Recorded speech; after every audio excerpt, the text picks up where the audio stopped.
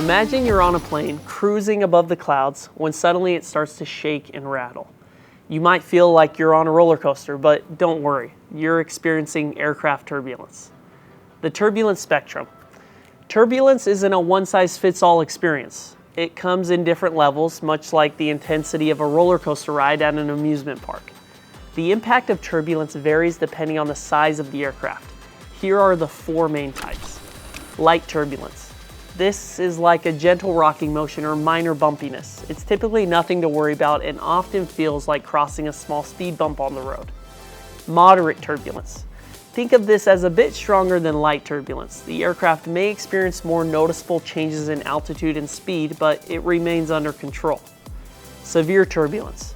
Brace yourself. Severe turbulence causes significant and abrupt changes in altitude and speed.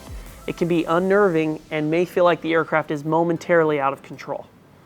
Extreme turbulence. Picture the aircraft being tossed around violently, almost like a toy in the sky. Extreme turbulence can be downright scary and even cause structural damage. Why does turbulence happen? Let's talk about the causes of turbulence. It's all about what's happening in the atmosphere. Convective turbulence. Sometimes turbulence is triggered by convective currents, which are like bubbles of warm air rising upward. When warm air near the ground rises and mixes with cooler air, it creates turbulence. You might spot billowy cumuliform clouds on sunny afternoons, signaling convective turbulence. Thunderstorms. Turbulence is a common companion of thunderstorms, and it can be severe or extreme. In severe thunderstorms, gusts can be strong enough to stall an aircraft or even cause structural damage. The roughest part is often between the updrafts and downdrafts within the storm. Mechanical turbulence. Sometimes it's not about the weather, but the landscape.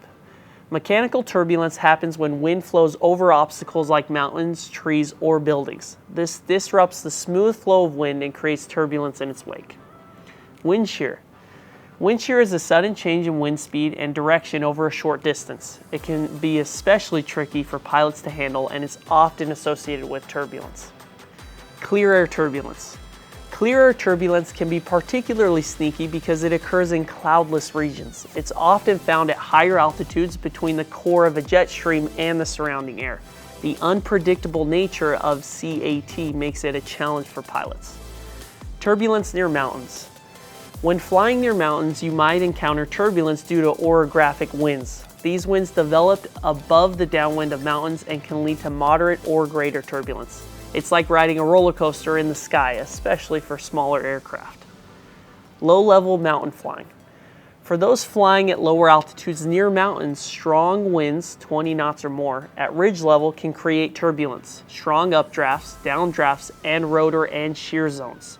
General aviation aircraft are particularly vulnerable to these conditions. The next time your plane encounters turbulence, remember that it's a natural part of flying. Pilots are trained to handle these situations, and modern aircraft are designed to withstand turbulence.